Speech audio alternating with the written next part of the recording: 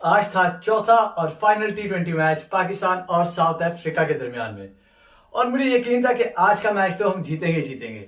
इसलिए नहीं क्योंकि मुझे अपने मिडिल ऑर्डर या लोअर ऑर्डर पे भरोसा था या साउथ अफ्रीका ने स्कोर कम किया था। ना ना, ऐसी बिल्कुल कोई बात नहीं थी।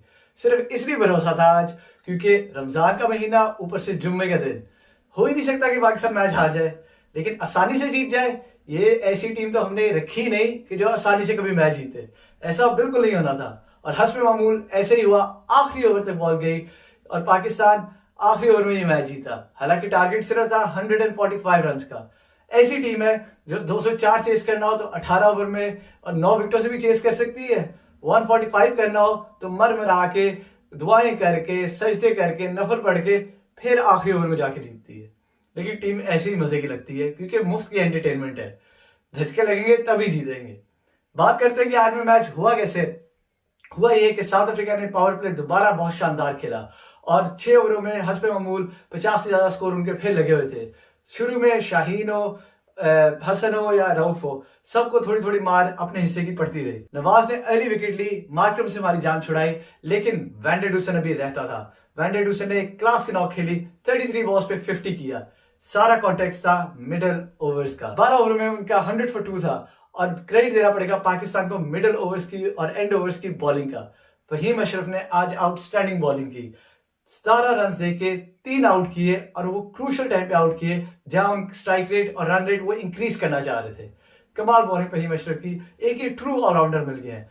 बैटिंग में कभी परफॉर्म करता है, अगर बैटिंग में नहीं कर रहा तो बॉलिंग में कंट्रीब्यूट करता है। और यही पाकिस्तान को चाहिए इस टीम के बैलेंस के लिए, स्पेशली आगे वर्ल्ड कप के लिए।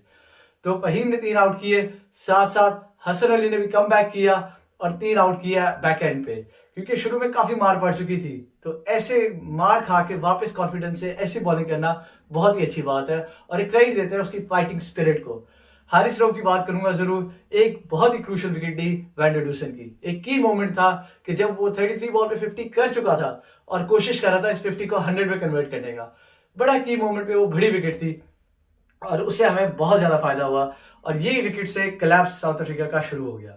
100 for 2 से टीम पूरी ढेर हो गई 144 पे और पाकिस्तान तो रिलैक्स सा हो गया। स्पेशली लास्ट परफॉर्मेंस के बाद ऐसे लग रहा था, कुछ कह रहे थे कि शायद आसिफ की बारी ना आए, हैदर की बारी ना आए, हफीज की बारी ना आए, ओपनर ही सब कुछ कर जाए। लेकिन आज मुझे लग रहा था कि ये इतनी आसान गेम नहीं होगी।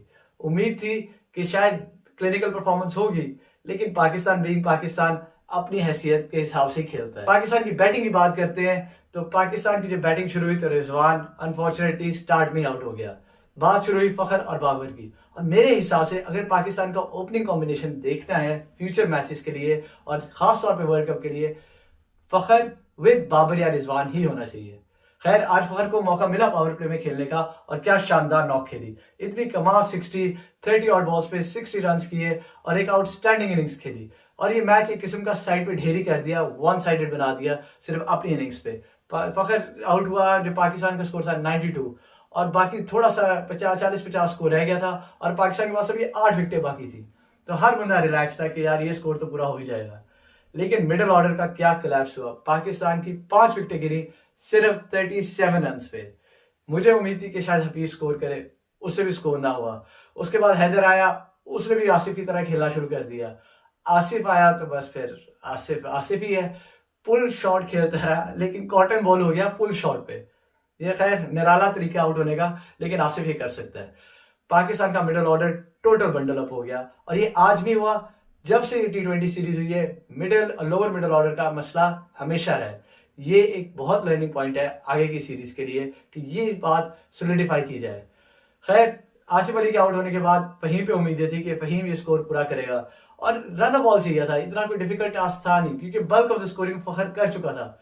लेकिन शायद हमारे जो मिडिल और लोअर मिडिल ऑर्डर है, सबको यही लग रहा था कि शायद 10 एंड ओवर चाहिए, 200 का दोबारा टारगेट लगा हुआ है। और राणा साहब से भी फिनिश ना हुआ और वो भी आउट हो गए। बाकी बच गए नवाज और हसन अली। नवाज की बैटिंग तो अभी तक अल्लाह माशाल्लाह थी, उस पर उम्मीदें कम थी। उम्मीद थी कि हसन अली ये मैच फिनिश कर देगा। बकाया 16 रन रह गए थे 2 ओवर में। बात थी 19th ओवर की। बड़ा ही क्रूशल मोमेंट था और इसमें हमारा कोई कमाल नहीं था। भला हो साउथ अफ्रीका वालों को जिन्होंने अपने दामाद का ख्याल रखा। आखिरी मैच में मलागा ने 2 नो बॉल्स कराई बैक टू बैक और एक नो बॉल पे छक्का भी खाया बड़े प्यार से। तो आखिरी ओवर में सिचुएशन थोड़ी रिलैक्स हो गई थी, कर्टसी उसके ओवर की। अगर वो दोनों ओवर्स ना होती, वो फ्री हिट्स ना मिलती, तो वो ओवर पे शायद इतना स्कोर ना बढ़ते और लास्ट ओवर बहुत ट्रिकी हो जाता। आखिरी 6 बॉलों पे सिर्फ 6 स्कोर चाहिए था और वो बड़े आसानी से पाकिस्तान ने एंड में फिनिश कर ही दिया।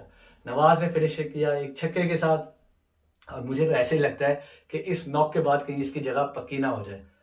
नवाज के इस छक्के की वजह से पाकिस्तान ये मैच जीत गया और सीरीज पाकिस्तान जीत गया 3-1। साउथ अफ्रीका को साउथ अफ्रीका में पहले ओडीआई और फिर T20 सीरीज हराई। ये बहुत ही कमाल बात है, बहुत ही एक्सेप्शनल बात है, क्योंकि साउथ अफ्रीका में हमेशा हम स्ट्रगल करते रहे हैं। यस, उनकी फुल बेस्ट 11 नहीं खेली, लेकिन उसमें हमारा मसला नहीं है। उनकी जो भी टीम खेली, ये आउटफिट में भी काफ़ी ऐसे बैट्समैन हैं इन पर्टिकुलर जो फर्स्ट 11 में खेल सकते हैं, उनकी बेस्ट 11 में खेल सकते हैं। लेकिन खैर, पाकिस्तान ये सीरीज जीत चुका है, 3-1 T20 सीरीज, 2-1 ओडीआई सीरीज। और कंग्रेचुलेशंस टू बाबर आजम और उसकी टीम, और साथ साथ मिसबाह उल हक को क्रेडिट देना पड़ेगा। न्यूजीलैंड के सीरीज के बाद ऑल टाइम लो पे थे मिसबाह उल हक। प्रेस में बातें आ रही थी कि वो रिजाइन कर देंगे, बातें ये हो रही थी वो सैक हो जाएंगे, मीडिया का प्रेशर, फैन का प्रेशर, सारी तोपों का रुख मिसबाह की तरफ था। उसके बाद जो टर्न अराउंड की है, पहले होम सीरीज जीती है और उसके बाद अब अवे सीरीज जीती है, तो क्रेडिट देना पड़ता है जहां क्रेडिट ड्यू है, स्पेशली मिसबाह उल हक और मैनेजमेंट स्टाफ को, कि पाकिस्तान ने एक शानदार सीरीज जीती है। आज का मैच तो यहाँ पे खत्म हुआ। ओवरऑल समरी अगर करूं तो बाबर आजम की क्या ही बात है यार। Babar Azam man of the series रहे और राइटफुली सो।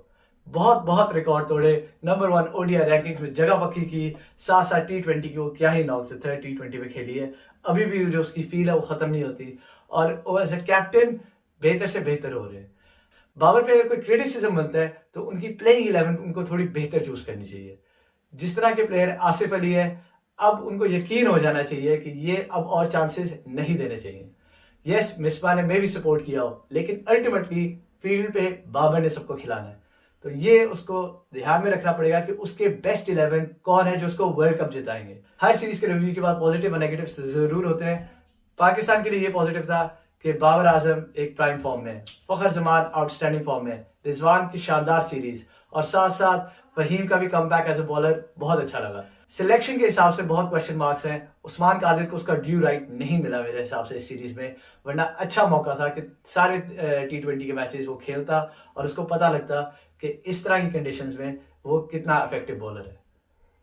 नेगेटिव्स की बात अगर करूँ, areas of improvement, team selection सबसे पहले, और कुछ प्लेयर्स की अब पैकअप हो जाना चाहिए। इन पर्टिकुलर आसिफ अली हर जगह पे ट्राई कर लिया, चाहे वो ओडीआई हो चाहे वो T20 हो, बस अब बहुत हो गई।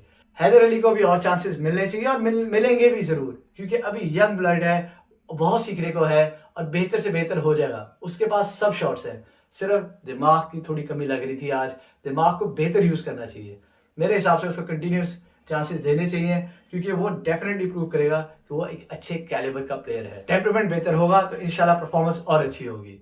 इसके अलावा अगर बॉलिंग की बात करें तो हारिस रऊफ एक अच्छा सॉलिड पाकिस्तान को डेथ ओवर्स का बॉलर नजर आया है और ये कंसिस्टेंटली परफॉर्म करता रहा है। पाकिस्तान की जो कोर टीम है वर्ल्ड कप के लिए वो नजर आ रही है, जिसमें फखर, रिजवान, बाबर, हफीज, शाहीन, उस्मान और फहीम जैसे प्लेयर्स हैं।